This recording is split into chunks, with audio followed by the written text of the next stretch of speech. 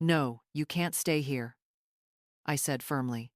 The word was barely out of my mouth when Lennox's hand came across my face, sharp, stinging, humiliating.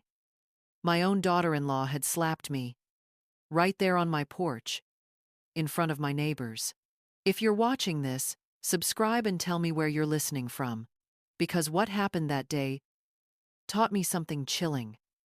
Sometimes, the people you raise, the people you trust, will betray you more brutally than any stranger ever could. My name is Bessie, and I am 64 years old. I thought I knew my son. I thought I understood the boy I had sacrificed everything for, the man I had hoped would take care of me when I grew old. But one Tuesday morning in October shattered every illusion I had about family, loyalty, and love. That morning began in the garden, with me trimming the last of my roses, their petals fading as the season turned.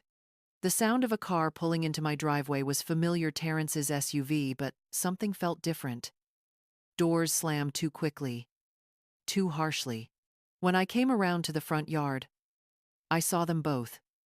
Terrence, tired and disheveled, and Lennox, composed as ever in her polished designer outfit. At their feet were suitcases, not gifts. Inside my modest two-story home, the air felt heavier with every step. Lennox's eyes scanned my living room, as though it were merchandise for sale. Then Terrence said the words that would unravel everything. "Mom, we sold the house." The cup of coffee trembled in my hand as if my body already knew what my heart refused to accept. "Which house?" I asked, though I knew. The one I had helped them buy on Maple Street. The house where I had poured in $40,000 from my retirement savings. The house I had painted, planted, and filled with hope for future grandchildren. $620,000, Lennox said, her voice almost gleeful. My stomach turned. That was more money than I had made in a decade before retirement. Surely they had bought a bigger place, I thought. Surely there was some plan. But when I asked, they hesitated. And then, Lennox leaned back with a smirk. "I'll never forget. I had some expenses. Jewelry, spa trips, a boutique investment, even a car for her mother. Piece by piece, she confessed. And every word was a nail in the coffin of my trust." Terrence sat silent, ashamed, while his wife spoke as though spending $600,000 in a matter of months was as natural as buying groceries. My son, the same boy who used to mow lawns to buy his first bicycle, sat powerless while his wife dismantled his future. By the time they asked to move in with me, my chest felt hollow. This was not just about money. It was about dignity, respect, and the son I thought I had raised to stand on his own feet. And when I finally said no, Lennox showed me her true face with the slap that began the war. The porcelain cup slipped from my hand and shattered on the hardwood floor. That sound, that single crack, was the sound of something far greater breaking. My family. "Stay here?" I repeated slowly, almost as if I hadn't heard him right. The words felt absurd, echoing in the quiet of my living room. Terrence avoided my gaze, but Lennox looked straight at me, her chin lifted in triumph. "It would just be for a little while," she said smoothly, settling into my sofa as if she already owned it. "A few months, maybe. You wouldn't even notice we're here." I stared at her. The nerve, the audacity. My son had just admitted that his wife had blown through more than $500,000, and now she wanted to move into the house I'd worked 30 years to pay off. "And what happened to the $620,000? I asked, my voice tight. "I told you," Lennox replied, her tone bored, as though repeating herself was beneath her. "I had expenses." "Expenses?" I pressed, my eyes narrowing. "That much money should have set you up for life. Where is it all now?" Her lips curled into a cold smile. "It was my money to spend. Jewelry, travel, paying off debts. Investments, too. That boutique is going to be very successful. I could feel my pulse pounding in my temples. Your money? The words slipped from my mouth, sharp as broken glass. That house was built on my savings, on Terrence's years of work, and you squandered it like it was pocket change. Terrence shifted uncomfortably, his hands clasped between his knees.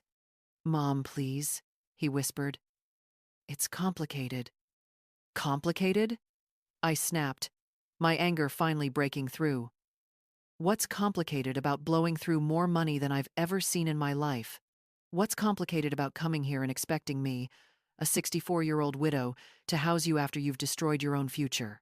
Lennox's eyes flashed, her voice rising like a whip. You don't get to judge how I spend what's mine.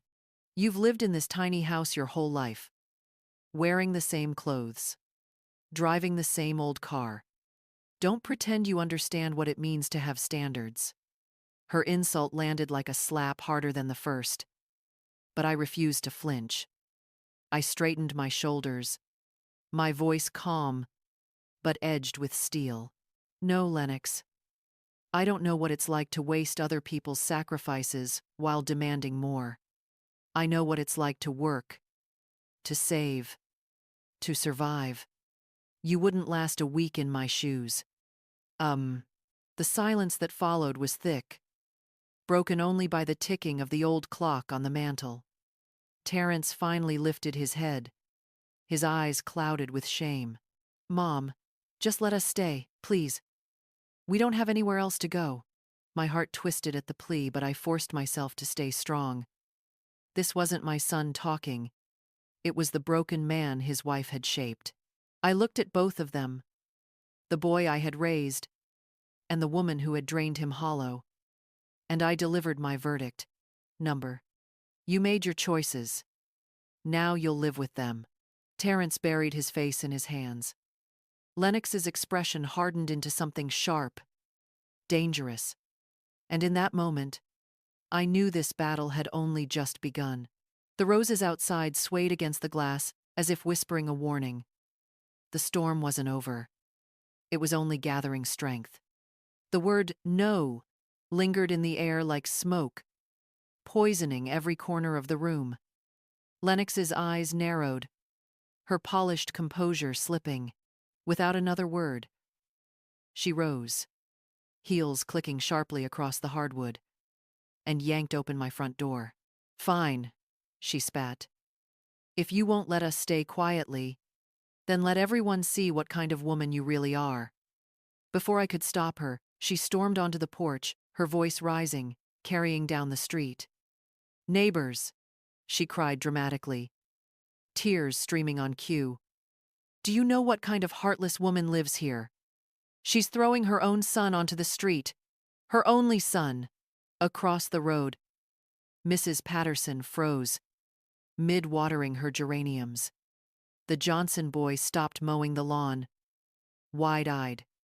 Curtains twitched. The quiet suburb turned into a stage, and Lennox was determined to play the lead. I followed, my pulse hammering, my voice steady, though my hands shook. Stop this nonsense, Lennox. Go back inside. Hi. She whirled on me, crocodile tears glistening in the morning light. Nonsense? You're evicting your own family. After we lost everything, after my husband worked himself to the bone, you slammed the door in our faces. I stared at Terrence, standing awkwardly in the doorway, shoulders hunched. He looked less like a man and more like a boy, caught between two mothers, the one who raised him and the one who ruled him. And he said nothing. Lennox, I hissed, this is not a performance. Lower your voice. Oh, but it is, she said, stepping closer, her voice cutting like glass. Everyone should know what kind of bitter old woman you are. You've lived your whole life in this shabby house, jealous of anyone who has more. And now you're jealous of me, because Terrence loves me more than you. The insult stung, but I forced myself to remain calm. This has nothing to do with love, Lennox. This is about respect, and you have none. She laughed, sharp and cruel. Respect? From you? You're pathetic. And before I could step back, she did it. Her hand cracked across my face with such force that the sound echoed down the street. Gasps rose from every direction. Mrs. Patterson dropped her watering can. The Johnson boy cut the engine on his mower, his jaw slack. Even the mailman froze mid-step, his eyes wide. For a second, the world stilled. I touched my cheek, burning hot, where her hand had landed. But the pain wasn't just physical. It was deeper, sharper. A wound carved into my dignity. I turned to my son. "Terrence," I whispered, my voice trembling but firm. "Your wife just struck me in front of our neighbors. What are you going to do about it?" He opened his mouth, then closed it, his silence heavier than the slap itself. He looked trapped, broken, unable, or unwilling to choose. That was the moment I knew. If my son couldn't defend his own mother from an open assault, then Lennox had already won more of him than I ever could. The roses in my garden swayed gently in the breeze, their petals trembling as though they, too, had witnessed the fracture of something sacred. I straightened my back, ignoring the sting in my cheek. "Enough," I said coldly. "You have 5 minutes to leave my property. If you don't, I will call the police." And this time, I meant every word. The police lights had long faded from my street, but their reflection lingered in my mind, like bruises that wouldn't fade. Lennox had been forced off my property, shrieking promises of revenge, while Terrence drove away in silence. My neighbors avoided my eyes the next morning, whispering in clusters, as though I had turned into some tragic cautionary tale. But humiliation has a way of hardening resolve. That evening, I sat at my kitchen table, a lukewarm cup of tea beside me, staring at the neat rows of file folders I had kept for decades.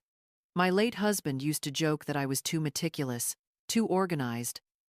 But as I pulled open the drawer marked Terrence House Purchase, I realized my meticulousness might save me.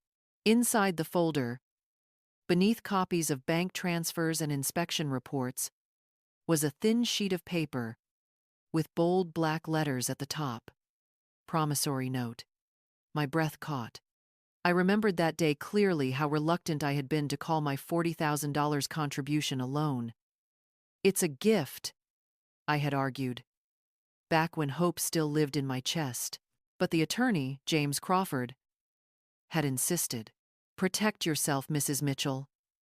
If your son is as responsible as you believe, he won't mind signing." And Terrence, earnest then, had nodded. "Mom, I want to pay you back. This should be official." Now, years later, I held in my hands the proof that my generosity had never been meant as charity. The note was binding, with 5% interest, secured against the property itself, which meant, when they sold that house, they had sold my stake in it too. And they had done it without paying me back. It wasn't just betrayal, it was fraud. The next morning I called Crawford's office. His voice was older now, grayer, but steady as ever. "Bessie," he said after hearing the story, "do you realize the power you're holding? They didn't just fail to repay you. They violated a contract tied to real property. That's grounds for breach of contract and conversion." "Conversion?" I asked, unfamiliar with the word in this context. "It means," Crawford explained gently, "that they sold something partly yours without your consent. That gives us not only civil leverage, but possibly criminal grounds too." For the first time in weeks, hope flickered in my chest. Not hope for reconciliation, those days were gone, but hope for justice. By the time I left his office, papers in hand, I had made 2 decisions. First, Crawford would file suit against both of them, jointly. Married or not, they had acted together, and they would face the consequences together. Second, I would no longer leave myself vulnerable. That afternoon, I changed every lock on my doors. A security company installed cameras, their tiny red lights glowing in the dark like silent guardians. For 30 years, this house had been my sanctuary. I would not let it become my prison. As the locksmith handed me the new keys, cool metal pressed into my palm, I felt something shift inside me. The keys weren't just for doors. They were for my freedom. The lock on my fear finally breaking open. The roses in my garden swayed under the evening breeze, thorns catching the last glimmer of sunlight. They had survived storms before. So would I. James Crawford didn't waste time. Within days, his investigator was tracing paper trails, pulling credit reports, and following the faint scent of money gone wrong. I sat in his office, hands folded tightly in my lap, as he flipped through a thin but damning folder. "Bessie," he began carefully, "your daughter-in-law has a pattern." My throat tightened. "What do you mean?" "She's done this before. Twice, in fact." He pushed 2 reports toward me, names I didn't recognize. "Before she married your son, Lennox was engaged to 2 other men. Both relationships ended abruptly when the men discovered massive debts racked up on their credit cards. 50,000 in one case, nearly 60 in another." I closed my eyes. History repeating itself. And Terrence had been next in line. James continued. "And the so-called boutique she invested 300,000 into? It doesn't exist. No license, no lease, no tax filings, nothing but a P.O. box registered in her friend's name." The words made my stomach lurch. "So, she gave the money away?" "More like laundered it," he said grimly. "Either to a friend or to cover something else. But there's more." He slid a photograph across the desk. A middle-aged man in a tailored suit, arm linked with Lennox at what looked like a hotel entrance. My blood ran cold.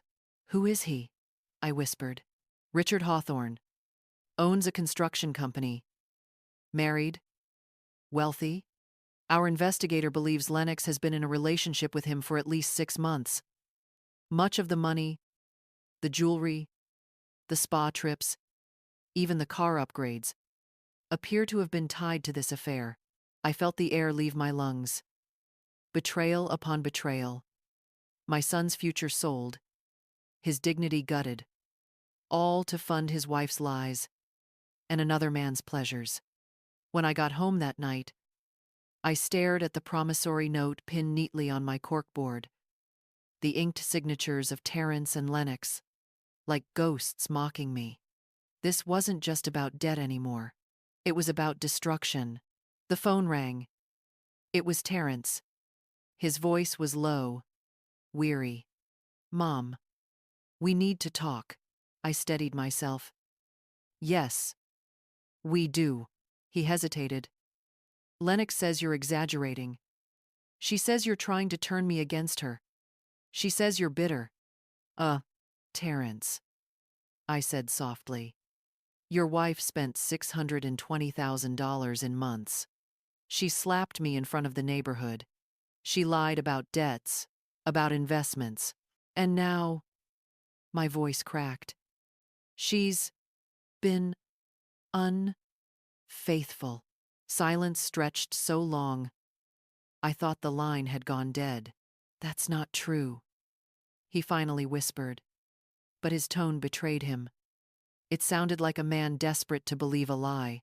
"It is true," I pressed, my voice steel now. "Ask her about Richard Hawthorne. 52 years old. Black Mercedes. Hotel receipts. Credit card bills." The silence that followed was different. Sharper. Heavier.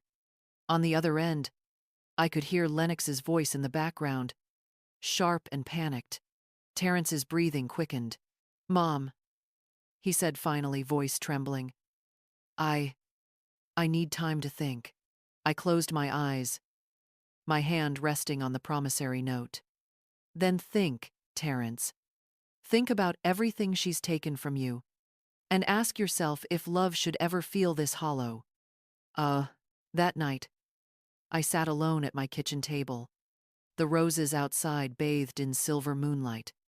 Their thorns cast thin shadows on the glass, reminding me, beauty can be a mask. Beneath it, sharp edges cut deep. James Crawford's office smelled faintly of leather and ink, the kind of place where truth carried weight. Terrence sat slumped across from me, his face hollow, his shirt wrinkled as if he'd slept in it. He looked nothing like the confident son I once raised. He looked like a man undone. James cleared his throat, sliding a stack of papers across the polished desk. Mr. Mitchell, I'm not here to destroy you. I'm here to show you what your wife has done. You deserve to see it for yourself. Terrence's trembling hands opened the folder.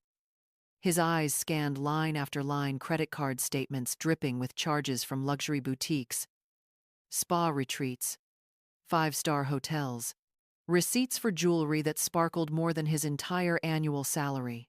And then, the hotel records. Multiple stays booked under his wife's name. Rooms paid in cash or with cards tied to the boutique. Business. Each reservation linked to the same man, Richard Hawthorne. Terrence's lips parted, soundless, as though the words had been punched out of him. He lingered on a single photograph. Lennox in a red dress, arm hooked through Richard's, stepping out of a black Mercedes. His knuckles whitened against the page. Is this real? He whispered. Yes, James said firmly. All of it. My investigator pulled records, witnesses, cross-referenced dates. There's no mistake. For a long moment, Terrence just stared. Then he buried his face in his hands, his shoulders shaking. God, all this time, I thought she loved me. I thought she was just careless with money. But this, his voice broke. She used me. She used everything. I reached across the desk, laying my hand gently on his arm. Son, she didn't just use you. She hollowed you out. And when I tried to protect you, you stood by her side. But it's not too late to step back into the light. Tears streaked his face as he lifted his eyes to mine. Mom, I'm sorry. I should have listened. I should have defended you. You were manipulated, I said quietly. But now you know. The question is, what will you do? Terrence sat straighter, his jaw tightening, a flicker of the man he once was returning to his expression. I'll pay you back every cent of the loan. I'll sign whatever papers I need to. And I'll file for divorce. Today, James nodded, his pen already scratching across a legal pad. That's the right choice. But it won't be easy. She'll fight back.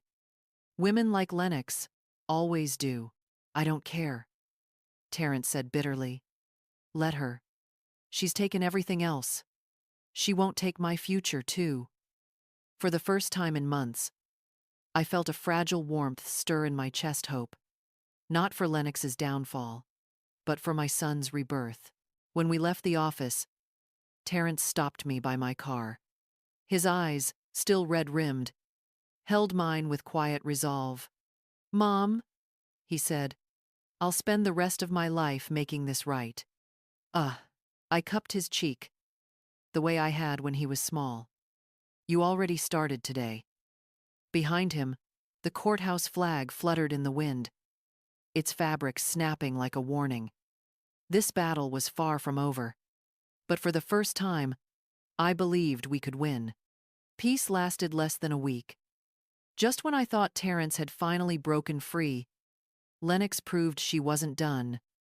She never was. It started at my workplace. I'd picked up bookkeeping hours at a small accounting firm, just to keep my mind sharp. That Tuesday afternoon, Jenny, the receptionist, buzzed me. Mrs. Mitchell, there's a woman out front. She says she's your daughter-in-law. My stomach dropped. Tell her I can't see her. 2 minutes later, Jenny whispered again, nervous. She's not leaving. She says she'll wait all day if she has to. Clients are starting to stare.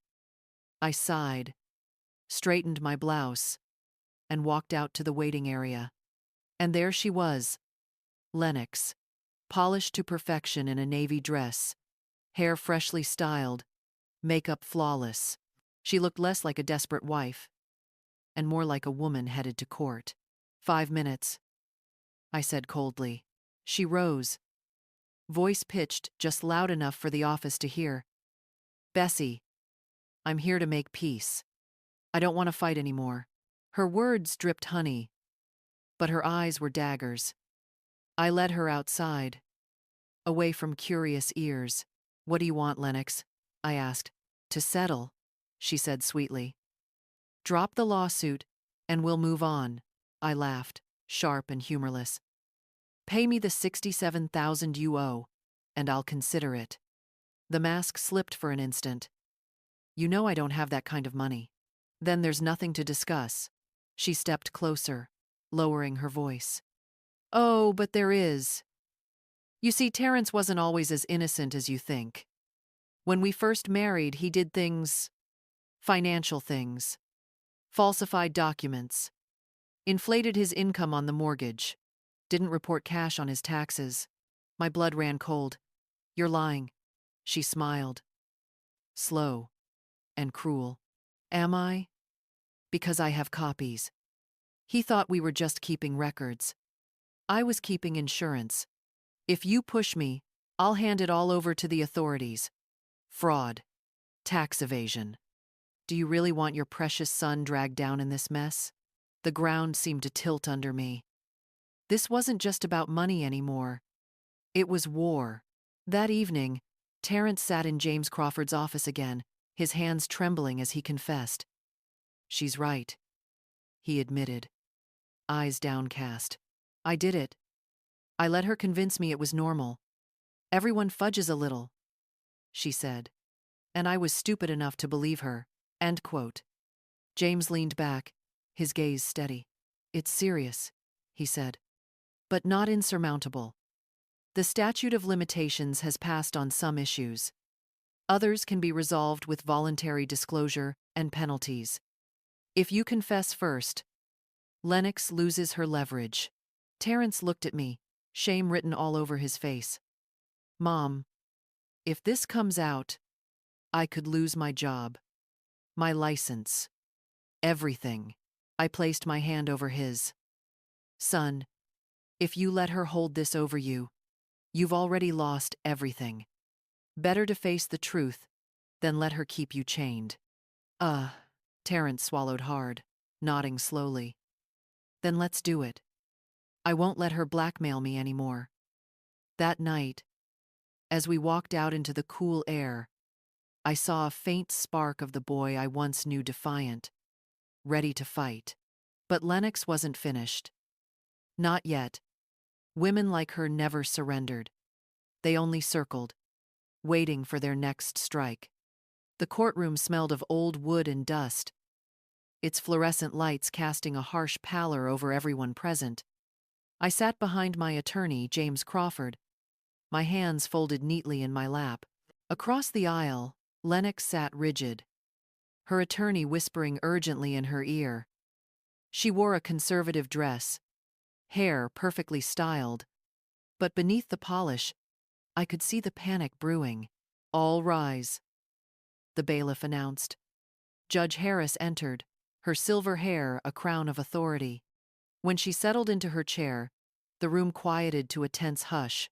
Lennox's attorney spoke first, painting her as the victim of a vindictive mother-in-law.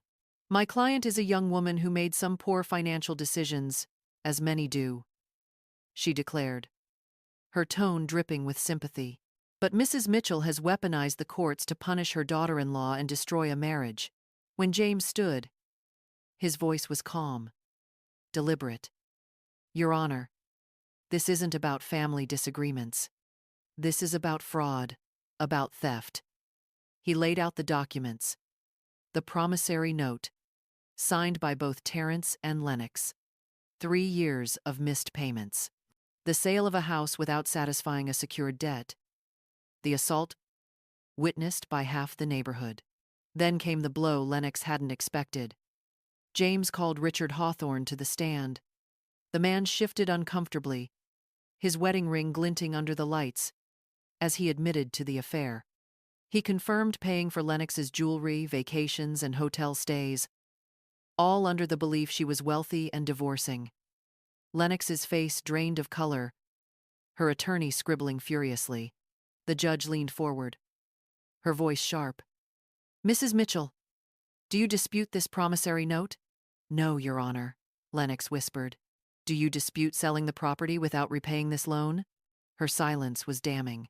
Judge Harris's gavel struck once, final and unyielding. Judgment for the plaintiff. $67,000. Payable within 30 days. Furthermore, I am forwarding this case to the district attorney for potential criminal fraud charges. Lennox broke then, sobbing into her hands. But I didn't smile. I didn't gloat. I simply gathered my papers, rose, and walked past her. The courthouse doors swung shut behind me, the sound echoing like the close of a chapter. Justice had spoken, but I knew the story wasn't finished. The weeks after the trial passed in a strange silence. For the first time in months, my phone stopped buzzing with threats, demands, or desperate pleas. Instead, there was only quiet, broken occasionally, by Terrence's voice on the other end of the line. "Mom," he said one evening, exhaustion lacing his words. "I've moved into a small apartment. It isn't much, but it's mine. I'm working overtime, saving every dollar. I'll start sending you payments this month." "You don't have to," I whispered. "Yes," he replied firmly. "I do. I need to prove I can stand on my own." And for once, I believed him. Meanwhile, news of Lennox spread quickly. The boutique investment was exposed as part of a wider fraud scheme. Her so-called friend was arrested, and Lennox herself was under investigation in 3 different jurisdictions. The glamorous mask she'd worn so carefully was crumbling, replaced by court summons and whispered scandal. But I didn't celebrate. I didn't even think of revenge anymore. What I felt was something colder, calmer, the relief of distance. 1 year later, I sold my house, the little 2-story home I'd guarded so fiercely, and moved to a retirement community in Arizona. The desert air was warm, the evenings painted with crimson sunsets. I joined a garden club, planted new roses, and learned the simple pleasure of mornings without fear. Terrence visited twice a month, flying out from Chicago. He looked healthier, stronger, the hollowness in his eyes slowly fading. We never mentioned Lennox. Some names are best left buried. One evening, as I watered my roses, my neighbor leaned over the fence. "Beautiful blooms," she said. I smiled faintly. They had to grow new roots first, but sometimes that makes them stronger. The garden was quiet, the air heavy with the scent of desert roses, and for the first time in a long time, I breathed deeply, unafraid.